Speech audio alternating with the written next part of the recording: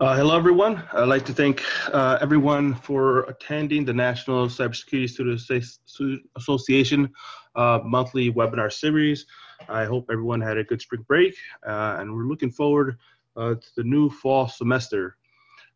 Today, we are doing a presentation on building your digital identity/brand.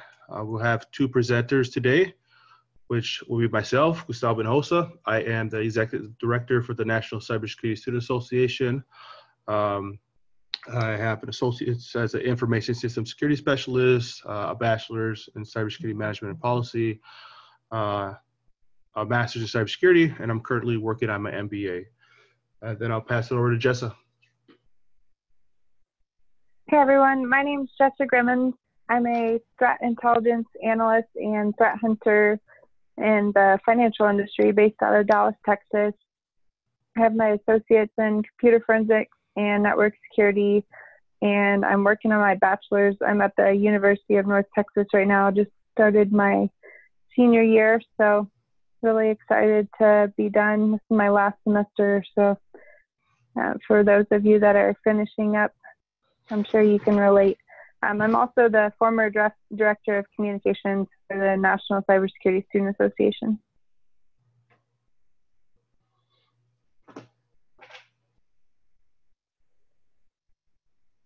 So what is personal branding? Jeff Bezos defined the term as saying that your personal brand is what people say about you when you're not in the room.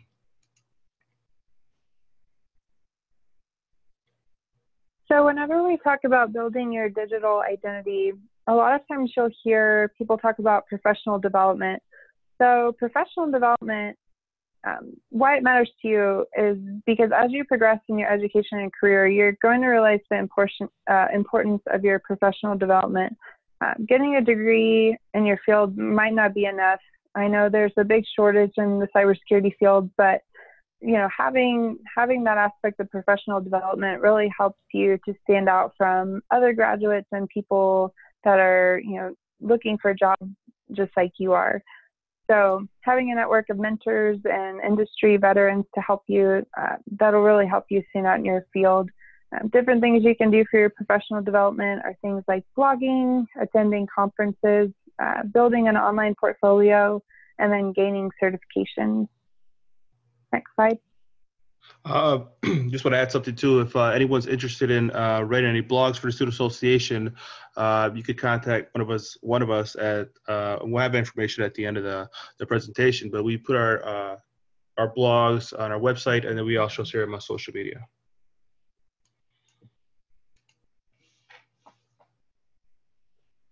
So whenever I talk about blogging, blogging is a really good way to make a great impression. And as Gus had said, the National Cybersecurity Student Association has a lot of opportunities for writing articles and blogging.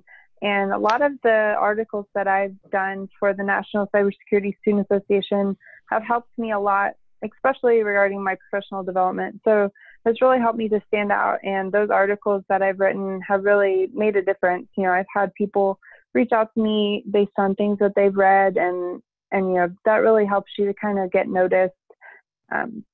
But there are different things you want to think about whenever you're blogging. You want to make sure your blog's a good one.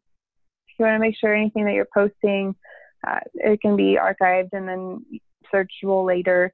You can use your blog for opinions, but you want to make sure your opinions are respectful. So, if you want to challenge something that someone else in the industry has said, just make sure you keep it respectful and don't just say, I don't agree with this. Give some reasons to support your opinion, and that way it's not just opinionated. You have technical reasons to help back you up, and it really provides value for the reader. Also, if you have any resources that you're using for references, make sure you cite your sources. That'll go a long way, especially if you're using someone as a reference, or say you use their material in your blog, but then you don't reference them, but then they come across it later. That might come across to them as if you're stealing their material. You don't want to get in any legal battles, especially not as a student.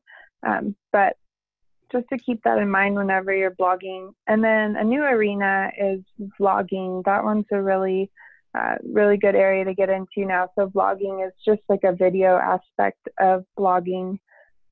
So there's different sites that you can use for blogging. I know the major one that you hear about a lot is WordPress, and there's Joomla and Drupal and Magento. And then there's obviously a big spectrum of others. So back in the day when the internet was new, I used Zanga for blogging. Of course, that was more for like personal things, but as time has gone on, we have more platforms for blogging. So this is good for us, but just make sure you try and use one that's a pretty popular one. That way you're not as hard to find. You want to make sure that people are able to search for your blog and find your material. So just using one of these popular ones is a good start. That way you have a common platform that a lot of people recognize. Next slide. So another area to help build your professional development is conferences. So, there are different conferences that you can attend as a student or as a graduate. And then also some pointers that, you want to make sure you bring for conferences. So things you want to make sure you bring are things like business cards. You want to make sure you bring your resume, have a good attitude, make sure you're friendly, willing to talk to people, and then make sure you're dressed correctly.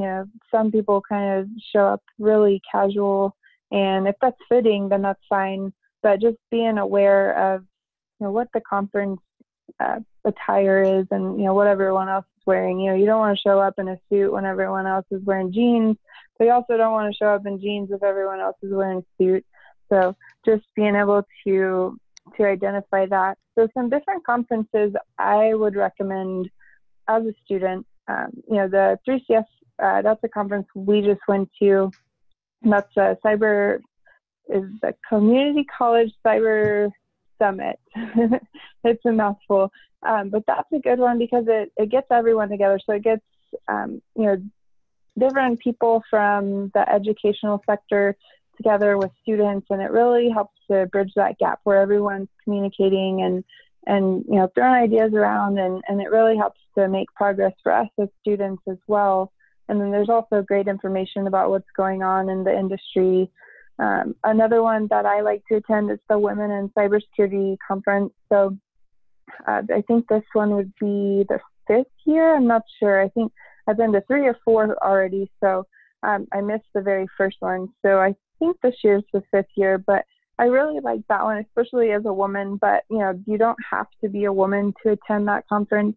And even then, some of the sessions are really good. I think last year there was one on reverse engineering, and I really loved that that session. And it really helped me to see that, okay, I like I like digging into stuff when I'm doing analysis, and just attending that conference and that session really helps me to identify that. Some other ones that you can attend. Gus, do you have any recommendations for some conferences for students? Yeah, so there's a few conferences coming up. AC Council's Hacker Halted Conference. It's actually next week in Atlanta, Georgia. We gave away a bunch of tickets. If anybody's interested in if they need any tickets to go, you can email me at the end. At the end of the slides, I have my information. Also, the National Initiative for Cybersecurity Education, their conference is coming up also. That'll be in Miami, Florida. It's all about cybersecurity education, promoting the workforce and learning about new tools and tricks and tips that are out there. And then another one I'll be going to is Cyber Maryland. That one's in Baltimore, Maryland. And they have a couple different tracks. I know they have the student track. It's excellent. I'll be going there this year. And just to add, for the Women in Cybersecurity Conference, I would say that conference is a great conference. One of the best conferences I have been to. And like Jessa said, just because it says women, males could also attend. And I learned a lot about women in the cybersecurity field. So I met a lot of new friends. We did a presentation there, and it was a great conference to go to. And then some other conferences that you can attend also as a graduate. So I would say like ISSA, they put on a great conference. Gus and I have both attended the ISSA conference. I think we had a table there last year, so that one's a really good one. And then there's like Black Hat, the big major ones that you hear about a lot. Those are pretty good as a student. I would say, not as a student. Well, I mean, you can still attend as a student, but as a graduate, I would say it's more geared towards you because it's more technical. Whereas, when you're a student, it's more about networking and things like that. So, I mean, really as a student, if you can go to any of them, try to go to as many as you can because, conferences have really helped me to network. So that's why I like to push conferences because they have such a great benefit. So some other notes about whenever you go to your conferences, just make sure you focus on your appearance. So come prepared to make an impression. Make sure you dress professionally. Like I said before, you never know if you'll meet your future boss. So make sure you're dressed appropriately. Business casual attire is best. So business casual isn't the same as casual casual. So, if you need to look up some references for business casual, it's pretty straightforward. For guys, it's like slacks and a polo shirt. You could have a button-down shirt or, just make sure you look nice and put together. And then for women, I think it's a little bit more flexible. We could wear pants if we want. We could wear a skirt, and then just like a nice blouse. So, and then, if you want to wear heels or whatever, you're not obligated to. I know I don't because I'm really tall. So, but then another note is you want to make sure that you approach people. So, the whole point of a conference, besides attending the sessions, is networking and really getting to know people because that's where, you're really going to gain the most value. And then also making sure that you tell people your story. So have your elevator pitch ready and making sure, that you're prepared to discuss, when you're graduating and your career goals. And also, while you're attending different sessions, make sure that you have some questions prepared. So maybe you're going to a session on something that you want to learn more about. Have some questions, prepared ahead of time. And then, think about things that can kind of help strike up a conversation with other people. That way, it also helps you to stand out. And then also when you come prepared, so like I said before, make sure you have a resume and your business cards on hand at all times. And just to add to that also, it's great, this idea to have business cards. You could get 1,000 of them for like $20 real cheap online. You can just have your basic information, your name, your phone number, any search that you have. If you're going to school, you can put student on there. But it's always good when you're at conferences to network and, ask someone for their card and give them your card. And then what I do is, every time I meet somebody, we exchange cards and I right away add them on LinkedIn. That helps me to build my professional network on LinkedIn. And it helps me in the future, when I'm going to need a job, I could put that out on LinkedIn, and then by that time I'll have a big network. So it's a very good idea to network at these conferences. Yeah, that's exactly what I do as well. I gather all those cards and then I just add everyone once the conference is over. And, you can put a personal message if you want to in there and just say, hey, I met you at the conference, or it was really nice to meet you at the conference. That way they kind of know, who's this person adding me? If they don't remember, it kind of triggers their memory a little bit. And then another note, going back to business cards, I know as a student, especially at UNT, I think part of our program, at least, we get free business cards. So make sure you look for things like that. And if you're not sure, maybe ask your advisor or something, and they can help point you in the right direction. I know our school even does like headshots and things if you need them. So, most universities should have those resources and hopefully some 2 years as well. Not really sure, but it's worth asking, save a little bit of money. So online portfolios, this is something that I've worked on as a requirement for some courses, and I realized there's a huge value in online portfolios. And you don't really hear about them as much because, we have social media like LinkedIn and things like that, but there's a a lot of value in online portfolios as well, because you can put all your work that you've done and just showcase it there. So I'm not really sure on LinkedIn you can do that, but it's set up a little bit different to where your online portfolio, you can really put like a personal touch on that and give it a theme, and put whatever material you want on there, and you can bundle it with your blog, and also include your contact info and then social media links. So if you want to link to your LinkedIn so that they can reach out to you, then this is really where you would want to do that. Next slide. So certifications, one of the things I made sure not to focus on too much whenever I was working on my associate's degree was certifications, because I knew I was going to go on to get my bachelor's degree, and I know some certifications don't last as long as others. Some might be like 2 years. So I didn't focus as much on that, but there is a big value in certifications, and a lot of jobs will require you to have them. But I do want to make the note that if a job does require a certification and you don't have it, don't let that deter you from applying to the job, because you still have a chance. So I know a lot of people think they have to have 100% of the qualifications, but you don't always have to. But if you do have a certification, that's awesome. So being able to list out kind of like what certifications you think are important, and then work on those as like part of your goal. And that's a good thing to work on for your professional development, because certificates show what you know, and then they also help you make more money, which is important. And then they keep you current on industry standards, and that also shows the employer that you know what's going on in the industry. You're current and up to date.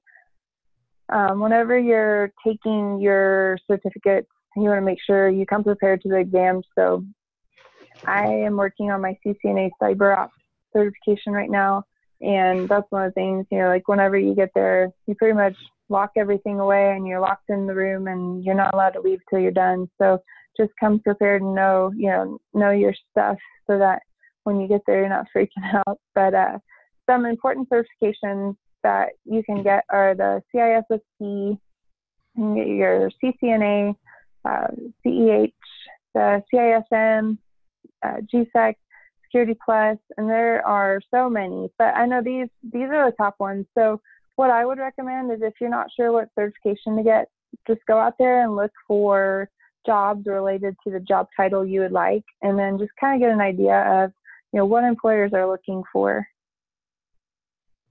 Next slide. Also, a lot of these, that's fine. A lot of these certification bodies nowadays, they have digital badges where you could use that digital badge and put it on your social media site or LinkedIn if you want. Okay. So networking, like I said, a lot of the conferences you go to, one of the big benefits is networking. But why is networking so valuable to us as students and people in the industry? So networking is really going to help you in your career, because it helps you know who to go to with questions, and it also helps you to share your achievements. So say you network with someone that is looking for someone that has your qualifications. If you're networked with them, they'll see those achievements as you share them, like on social media, and that might help you get a job in the long run. So some different ways you can network are by joining professional associations. You can join networking groups. You can also join a professional learning network, and then you can also get a mentor. So this way, if someone in your network can't answer a question, they might know someone else who can. So just really having a network of people to go to is really helpful. And networking, with professional organizations is the best way you to get your foot in the door. When I was during my associate's degree, I used to go to my local ISACA, my local ISSA professional organization, and they had monthly meetings. And every time I went there, when I first went there, I didn't know anybody.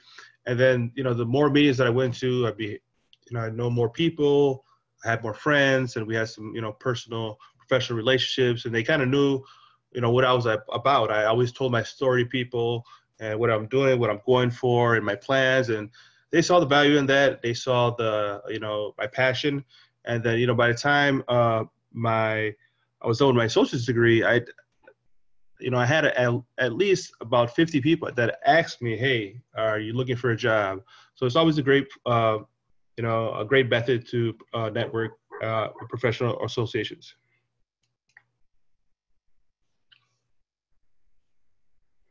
So there are a lot of perks to joining a professional association and networking groups. So, a lot of them have already done the work for you. They gathered all the people together in one spot that have, things in common, and, it gives you one place to get together. So, if you have meetings and things with your professional associations, it gets everyone together in one spot, and, it's really great for networking.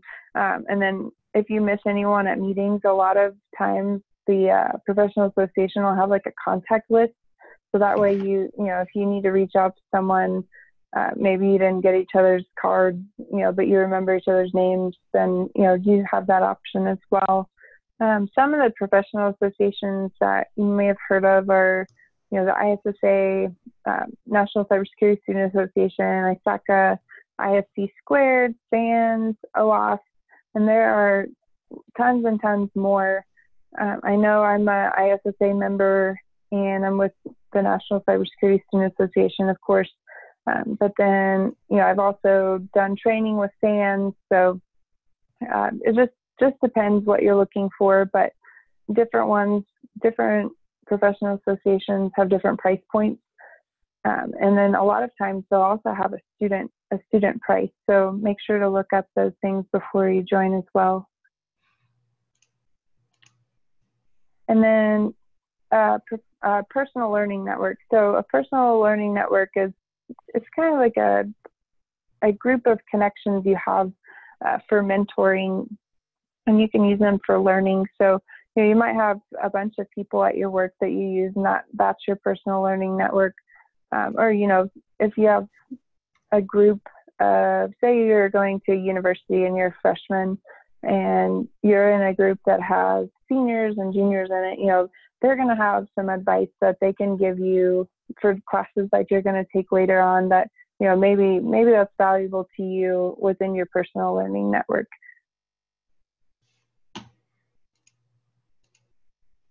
And then mentoring. So mentoring it has given me a lot of value. So I've had several mentors during my career, and, they come and go, so that's one of the things about having a mentor. You might not have the same mentor at the end of your career or at the end of your education as you did in the beginning. And that's fine, because you're going to need someone that fits what you're looking for. And also, you want to look for opportunities to be a mentor as well. So, keep in mind that, it's a revolving cycle. So maybe, in the beginning, you're not mentoring anyone, but then later in life, if you have the time, you have the skills, then you can give back and help mentor as well. But, like I said, have a mentor, be a mentor, find someone that you look up to and ask them if they would have time to mentor you. So, maybe someone's really busy and you're worried that they won't have time, but you don't know until you ask. So that's what I've done. I've met some really incredible people during my career, and even having just a week of their time where I could just ask them questions was way more valuable than me never asking at all. So, don't shy away from that. Maybe they're really busy now, but after the spring semester, maybe during summer, they're free. Just keep those things in mind. Maybe they can't mentor you now, but in the future, it's really helpful. And also, you can find a mentor anywhere. You can have a coworker be a mentor. You can have a family member. You can have instructors. There's value in mentoring in all aspects. And then LinkedIn also lists if someone is interested in mentoring. So that's something I want to mention because I think that's really nice. That, if you want to be a mentor, you can list it on your LinkedIn. Or if someone is looking for a mentor, then you can check their LinkedIn and see if they're interested. And just to add to that, sometimes people, we're really busy. I'm really busy, as for myself, and it's hard to, fit, you know, um, fit time in for things like this. So, indirect way to ask somebody if they want to be your mentor, or when you meet people at conferences and you exchange business cards, you could tell them, hey, do you mind if I have a question, do you mind if I shoot you an email? And as you're asking them, and that's the way to get your foot in the door with them, and indirectly asking them, you'll be able to ask them questions. They'll know ahead of time to be emailing them, and then and you could probably build a relationship like that. And then if thing goes good, you say, hey, do you mind if if you could mentor me if I have questions, could we continue this? And 9 times out of 10, that person will say yes. That's true. That's a really good point. So maintaining your brand. So you put all this effort into developing your brand, but then you really want to make sure that you don't let all that work go to waste. So you want to make sure you're maintaining your brand. So, there are different things that you can do to maintain your brand, and, I'll explain the differences and, what's most efficient. But also, you want to make sure you keep things up to date so that if someone's looking to recruit you, they have the most up-to-date information on you, and they don't have to reach out to you for more current information. So, I'm going to discuss an update cadence so you know how often to update. So whenever you're updating as a student, I would say you would want to update every semester. Anytime you have new courses, or if you, received any awards, or, if you have any achievements during the semester that you want to highlight, update then. As a graduate, pretty much immediately. So any major career changes and achievements, any, projects or things that you've worked on that you want to share, make sure you're highlighting that. Monthly, you can update with articles and news. So maybe sharing some articles that you read, or if you wrote some articles, just once a month, make sure you add all those on there. And then any conferences that you're either attending or have attended, just, maybe mention that on there that way. So if someone's going to that conference, or, if they maybe met you there, that gives them some reference to go off of. So future employers. This is a big one, especially for me with my digital brand. I really saw a lot of value in my digital brand whenever I was talking about, future employers, because a lot of times recruiters and future employers, they're actively searching for people to hire, especially in our field, because it's so, short staffed and we have such a high demand. So they're constantly, looking, recruiting actively. So, the best avenue for that right now is obviously going to be online. So you want to make sure you have a good online reputation. Make sure you research yourself, and you really want to know what everyone else can see whenever they're searching for you. So searching yourself is a great way to figure that out. And then, some things you want to make sure you're aware of, things like social profiles that maybe link back to you professionally. You don't want that to be used against you for a job you're applying for. And also like headhunters and recruiters, they do look at this information, and you don't want that to disqualify you from your dream job. So some ways that you can research yourself on the next slide. Okay, I just want to add to that real quickly. A lot of these days, recruiters and employers, it's a lot easier for them to find information on you, whether it's your social media accounts, or so you have to be careful what you put on your social media accounts, because all your information is on there. Yeah, and then Gus will get into it a little bit later. Having different like personal identities, or like online identities, which I think is really, really important, especially this day and age whenever everything's online. But so researching yourself, why is that important to you? So, obviously there's a big value in researching yourself. You want to know what everyone else can find out about you. And plus, you never know, you might find something on there that you're like, oh, wow, I did not know that was online. So, it's really helpful for understanding what other people can find out about you. So where are some areas that you can research? You can do a typical Google search. That's a really good place to start. But then make sure you use alternate search engines as well. You want to make sure maybe they use Bing or maybe they prefer Yahoo. You want to make sure you look at all those things because each of those is going to have, they're going to have different results. And then any sites that collect public data, just search your name. Don't worry about the paid ones. Just look for the free ones. The ones where you can just type in your name, like publicdatacheck.com or publicrecord.searchsystems.net. I think these are two that are free, and they're not filled with gimmicks and things like that. But I will say, make sure you do avoid these paid sites because, even if you think, oh, I'll pay $10 and find out what people can find out about me, what these sites actually do is they use that information that you enter to create your account, and they build additional information into your profile and into, the data that they're giving you, which, I read some articles on that, and I thought that was really interesting that they do that. That's just a mental note to keep in mind if you're thinking about going for the paid sites. So there's a lot of tools out there that we could use. So educating students about social media and tools and the fundamentals of personal brand is crucial, very crucial for career development. Aside to the social media platforms to boost and develop your brand, what could be done to keep tabs on it? And Jessa mentioned a couple items. So monitoring your digital brand is the practice of manually or automatically finding out what's being said about your brand yourself online. And there's automated monitoring tools that allow the user to automate the process, because monitoring your brand manually, it can be really time consuming and it's an inefficient way.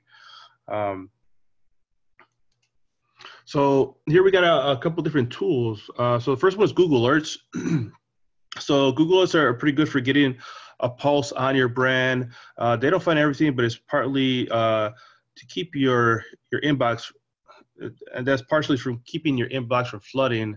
And Jessa mentioned make Googling a self-routine practice.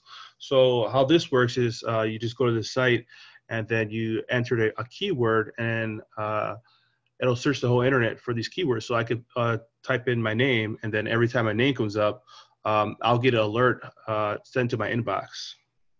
Another one is called Social Mention, which is a search and analysis platform that aggregates user-generated content from across the universe into a single stream of information. Keyhole.co. So Keyhole helps you monitor your Twitter and Instagram accounts. You can look at keywords, hashtags, URLs, and usernames. You can both see data in real time and historical information, while you can also you can view maps that show your activity levels in certain parts of the world. And I know a lot of, Snapchat now has this feature where you get, add where you're at. They collect that data too, and they sell it. So it's important to be careful what you put out there. Mediatoolkit.com, which this tool monitors online mentions of your brand in real time. So Media Toolkit will let you know about every article, hashtag, comment, mentioning your business. So mention monitoring from 100+ million online sources. So this was really good. So what some of those things would include your websites, blogs, forums, Facebook, Twitter, Instagram, YouTube, iOS and Android, Slack, and email alerts. Another one is Hootsuite, which I use myself. It's a popular free social media monitoring software that can track activity across a number of social networks and platforms, which include LinkedIn, Google, Foursquare, Facebook, and WordPress. Another one is Namecheck.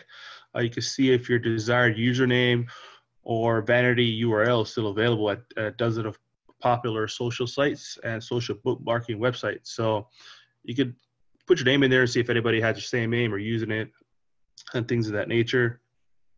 Brand Yourself is a software and services to clean up and improve your online reputation. So my favorite topic, social media. So social media is a powerhouse for building your digital brand. You have your blogging and online portfolios that are useful, but maybe it's difficult to show up on search engines, because you don't have search engine optimization skills. So making sure that you have a strong social media presence is really going to help you to develop your digital brand. So some of the different social media platforms that you can use for your professional identity are things like LinkedIn. You can use Twitter, Facebook, and then Gus is also going to talk about password management as well. But then some real quick notes I want to mention about social media guidelines. So make sure whenever you're on social media, don't troll people, especially if it's tied to your professional, identity. You want to make sure you're not doing that. If you really need to vent about something, have a anonymous ID that you use for that. Don't link that stuff back to you, because all this information is archived somewhere and you don't want it to come back to get you. And then, everything you post or like can be found online. So treat everything like your LinkedIn, treat Facebook and Twitter like your LinkedIn, because that is your digital brand. Yeah, and it's a good thing to have, a couple separate accounts, a personal and a business one. So some do's and don'ts for LinkedIn. You want to make sure for LinkedIn you have a professional photo. Try to avoid your selfie or your picture with your cat or the picture of you with a bunch of people at a wedding, or definitely not a picture of you at the bar. Make sure you have a professional photo, because this is, it's like a living, breathing resume. And, you want to, that's your first impression. You want to make sure they don't see your picture and go, whoa, I don't care what skills this person has.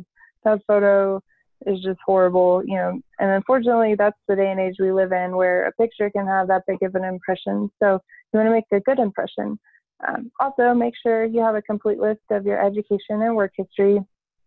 Your work history doesn't have to include things that are irrelevant to your career unless you don't have anything else. So, if your work history, for example, me, I bartended for like 10 years before I got into the IT industry. So, I found a way to kind of manipulate that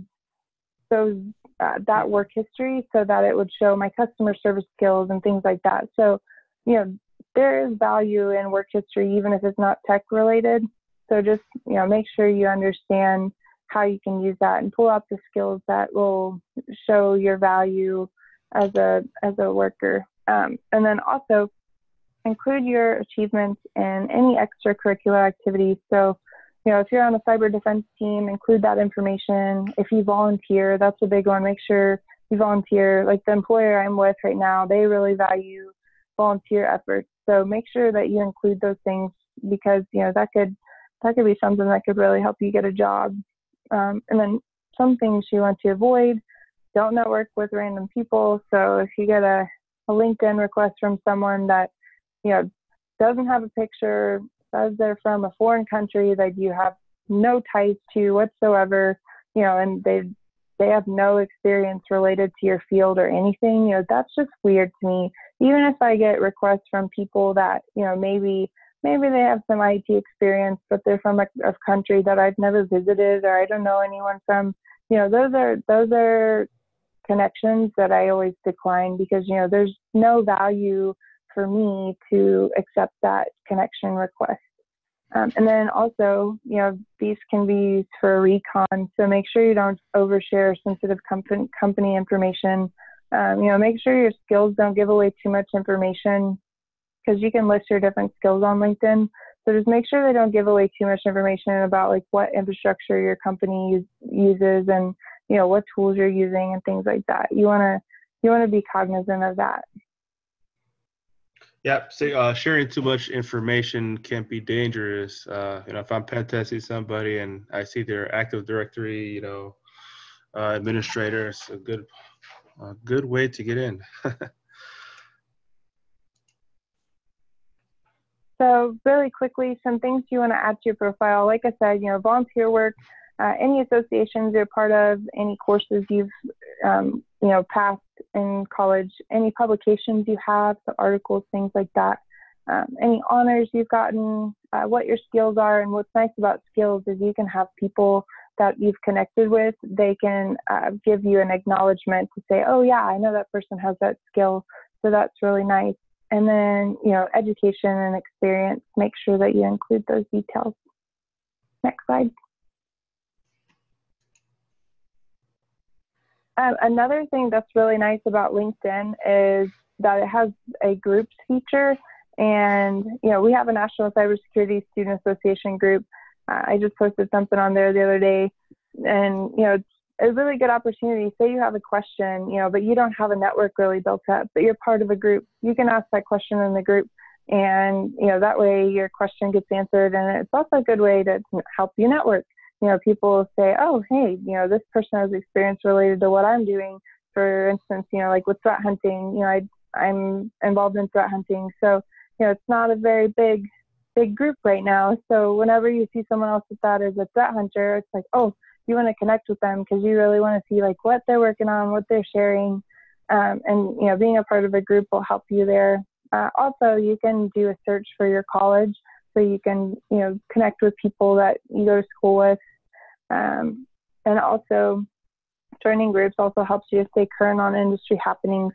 There are different groups that I'm a part of, and a lot of them are really active. So, I'll see 0-day stuff that comes out before someone has time to write an article and share it in their newsletter, so that's a really good way to find out about things that are going on in our industry before, someone writes an article about it. Maybe they're just discussing it. And then also you can share news and get visibility.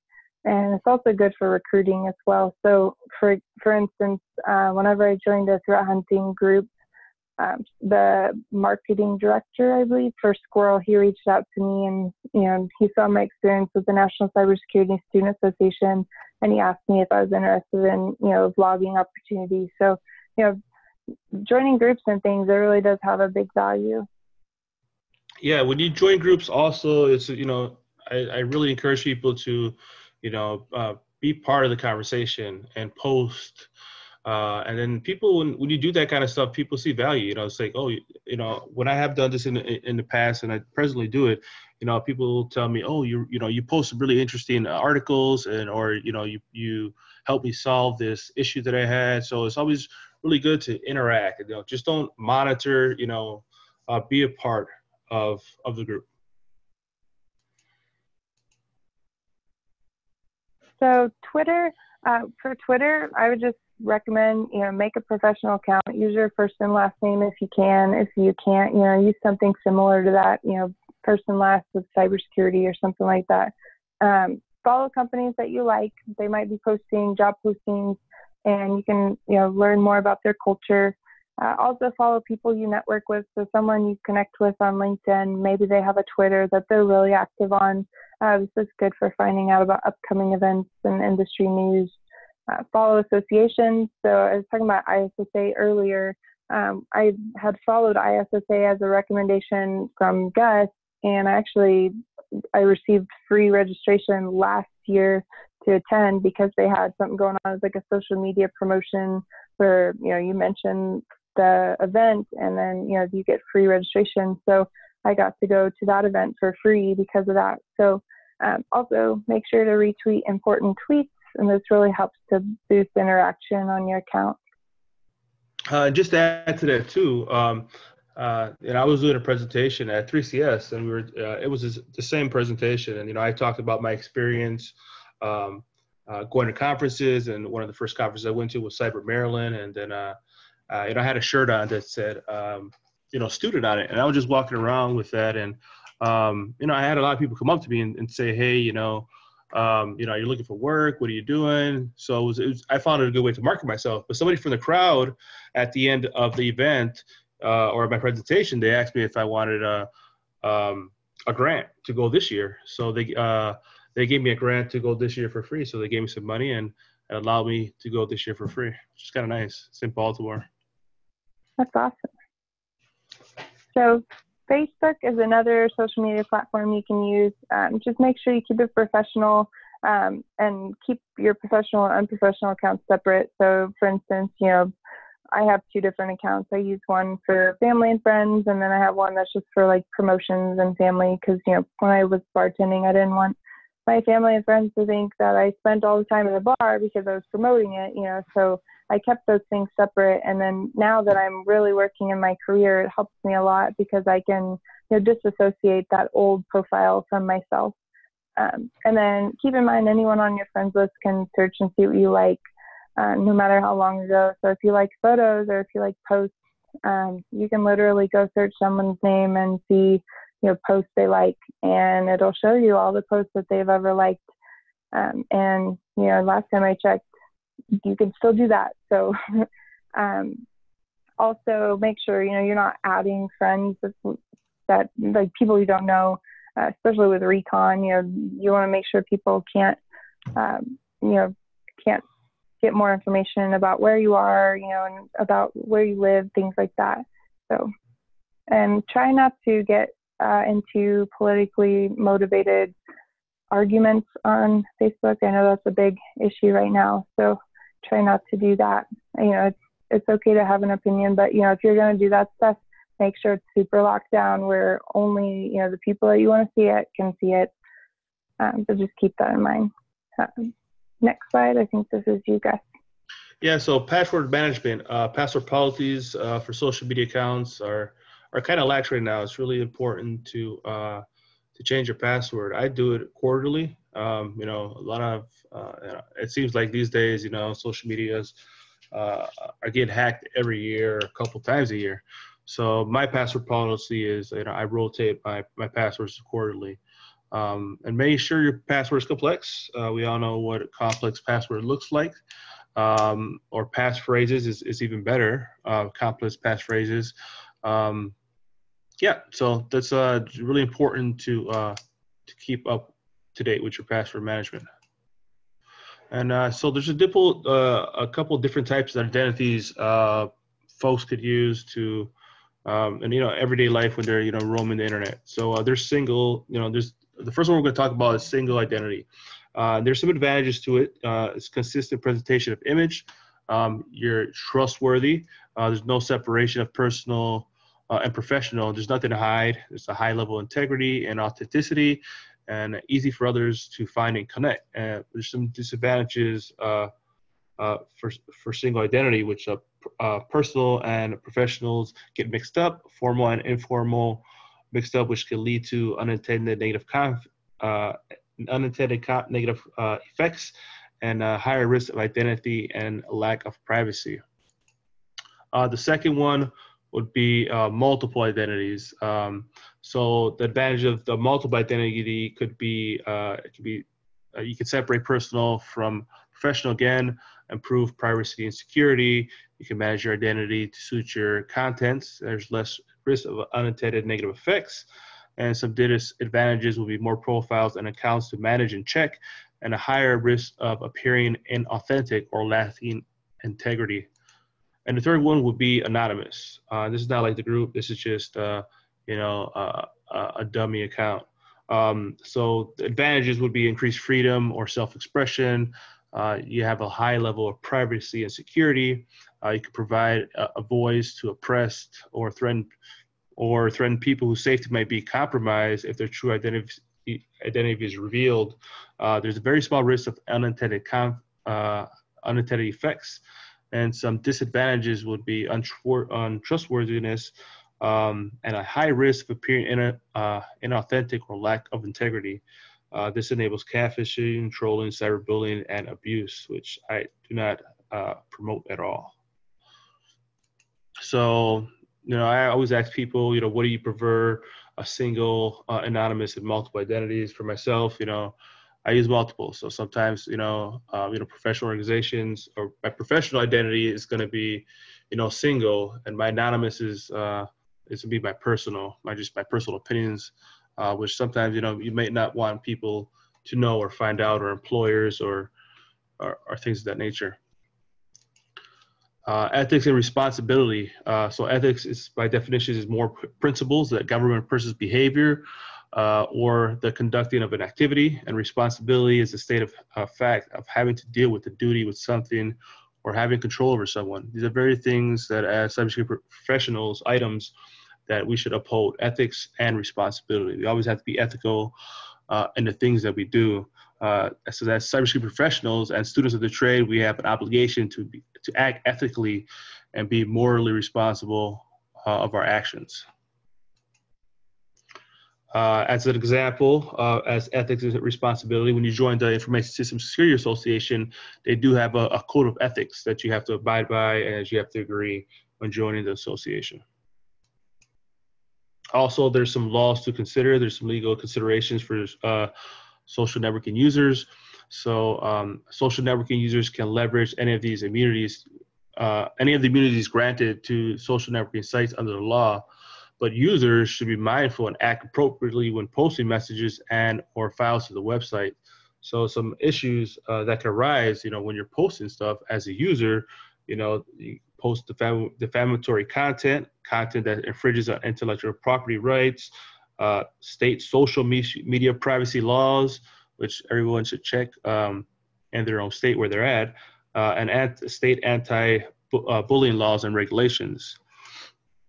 And like as an example of for defamatory content, if a user is found to have posted defamatory content, the user is liable, even if the site can escape liability under Section 230 of the Communications Act. So a lot of times you have to watch out what you're posting because you could get sued or get in trouble. And this wraps it up. So here's some resources. We have 55 monitoring tools. We'll be sharing this PDF with everybody that showed up today. There's some more information about laws, and here's some references. And then if anybody have any questions, they can ask them now. And here's information about Jessa. Here's our emails, our LinkedIn's if you want to add us, and our social media handles. Mine is on Twitter. It's also hers is Twitter.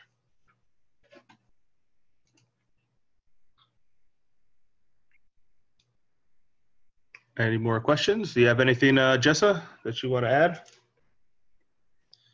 No, I think we had a lot of information we tried to get through quickly. So I think we got through everything, though. All right. So we have one question. In regards to multiple accounts, would potential employers, headhunters bring this up in an interview, and how would it be brought up into a question?